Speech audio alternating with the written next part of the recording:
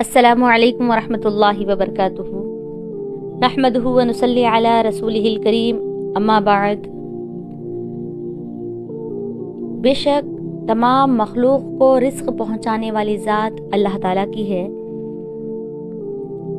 ایک مرتبہ ایک درویش جنگل میں سفر کی غرض سے نکلے اور چلتے چلتے وہ ایک مقام پر رک گئے اور دیکھا کہ وہاں پر ایک لومڑی بیٹھی ہوئی ہے جو چل پھر نہیں سکتی ہے۔ بہت ہی بے بسی اور بے کسی کا عالم اس پر چھایا ہوا ہے۔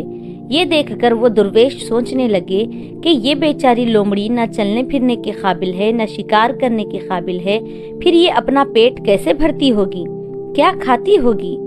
درویش یہ سوچ ہی رہے تھے کہ ایک شیر ادھر آیا اور وہ اپنے منہ میں اس کا شکار کیا ہوا جانور گیدڑ پکڑ کر لایا اور لومڑی کے پاس رکھ کر اس شکار میں سے کچھ کھایا اور باقی وہیں چھوڑ کر چلا گیا، اور اس شیر کے بچے ہوئے شکار کو لومڑی نے لیا اور پیٹ بھر کھایا۔ درویش اسے اتفاق سمجھے کہ شاید شیر نے کھاتے کھاتے وہاں چھوڑ دیا، لیکن دوسرے دن پھر وہی درویش نے دیکھا کہ پھر سے لومڑی کو شیر کی طرف سے کھانا ملتا ہے، اور اسے پکا یقین ہو گیا کہ اس معذور لومڑی کو رزق پہنچانے کا یہ انتظام اللہ کی طرف سے ہوتا ہے، اور اس نے پھر اپنے دل میں فیصلہ کر لیا کہ میں بھی اب اپنی روزی وہ کھانے کے لیے محنت و جد و جہد نہ کروں گا۔ خدا جب اس معذور لومڑی کو شیر کے ذریعے سے رزق پہنچاتا ہے تو وہ مجھے بھی بھوکا نہ رکھے گا، کہیں سے بھی کھانے کا انتظام کرے گا۔ یہ فیصلہ کر کے وہ ایک جگہ اطمینان سے بیٹھ گئے اور محنت و مزدوری کرنا چھوڑ دیا۔ درویش کو یقین تھا کہ اسے کہیں سے بھی کھانے پینے کی چیزیں پہنچائی جائیں گی، لیکن بہت وقت گزر گیا اور اس کے پاس کوئی نہ آیا، اور بھوک کی وجہ سے اس کے پیٹ میں تکلیف ہونے لگی۔ گھبراہٹ پیدا ہوئی۔ گھبراہٹ اور پریشانی کے عالم میں مسجد کی محراب سے یہ آواز اس کے کانوں میں آئی، اے کم ہمت درویش، تو معذور لومڑی بننا چاہتا ہے کہ جسے رزق پہنچایا جاتا ہے؟ تجھے چاہیے کہ شیر بنے اور اپنا شکار خود تلاش کرے اور اس میں سے دوسروں کو بھی کھلایا کرے۔ تو اس سے پتا چلتا ہے کہ بندہ خود کما کر کھایا کرے تو اللہ تعالیٰ بھی اس کی مدد کرے گا۔ اسی طرح کہ بندہ جب محنت کرتا ہے تو اللہ تعالیٰ کس طرح سے اس کی مدد کرتا ہے۔ ایک اور واقعہ بیان کرتی ہوں کہ حضرت وہاب بن منبع رحمۃ اللہ علیہ فرماتے ہیں کہ بنی اسرائیل کا ایک عابد بقدر کفایت رزق حلال کماتا اور باقی وقت اللہ کی عبادت میں گزارتا۔ ایک مرتبہ مسلسل کئی روز تک اسے کہیں بھی روزی نہ ملی اور فاقون تک کی نوبت پہنچ گئی۔ کئی روز تک گھر میں چولہا نہ جلا۔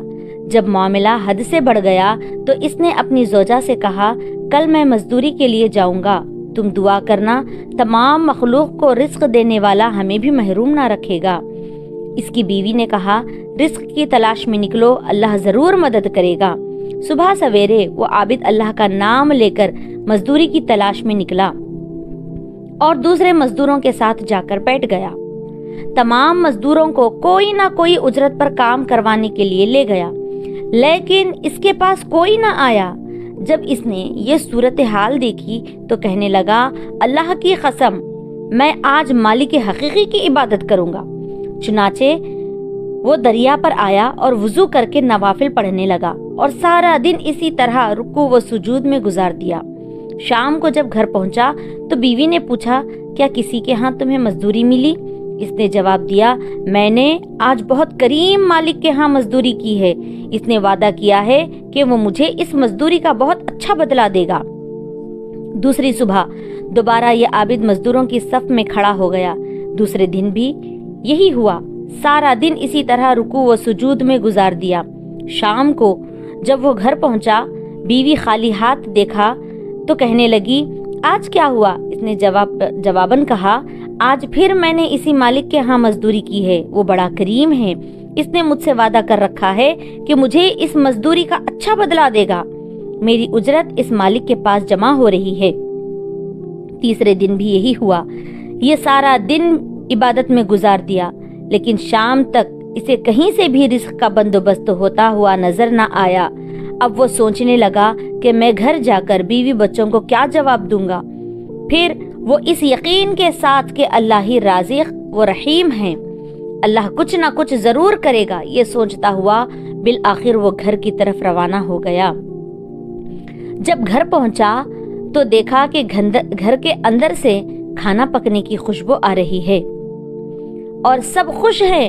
بہرحال اس نے دروازہ کھٹکھٹایا، بیوی نے دروازہ کھولا اور شوہر کو دیکھتے ہی کہنے لگی، جس مالک کے ہاں تم نے مزدوری کی ہے وہ تو واقعی بہت کریم ہے، آج تمہارے جانے کے بعد اس کا قاصد آیا تھا، اس نے ہمیں بہت سارے دراہم و دینار اور عمدہ کپڑے دیے، آٹا اور گوشت وغیرہ بھی کافی مقدار میں دیا، اور کہا جب تمہارا شوہر آ جائے تو اسے سلام کہنا اور کہنا کہ تیرے مالک نے تیرا عمل قبول کر لیا ہے اور وہ تیرے اس عمل سے راضی ہے، اس کا بدلہ یہ ہے جو تو نے عمل کیا ہے، اگر تو زیادہ عمل کرتا تو تیرا اجر بھی اور بڑھا دیا جاتا۔ تو رہ کر یہ خیال آتا ہے کہ اگر رات دن عبادت ہی کرتے رہیں گے تو گھر گرہستی کیسے چلے گی، بیوی بچوں کا کیا ہوگا، کھانا پینا کہاں سے آئے گا، وغیرہ وغیرہ۔ بے شک اس طرح کے خیالات کا آنا فطری بات ہے۔ ہمارا مذہب یعنی دین اسلام اس سلسلے میں بڑی ہی خوبصورت رہنمائی کرتا ہے۔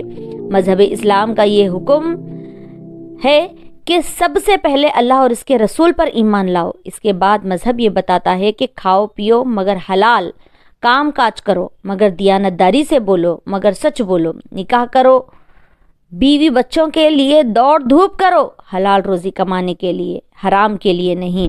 تو اللہ تعالی ہم تمام کو محنت کر کے رزق حاصل کرنے کی توفیق عطا فرما اور رزق کی تلاش میں تیری راہ سے بھٹکنے نہ دینا مولا، سب کو تیری راہ پر رکھتے ہوئے رزق حلال عطا فرمانا، آمین ثم آمین۔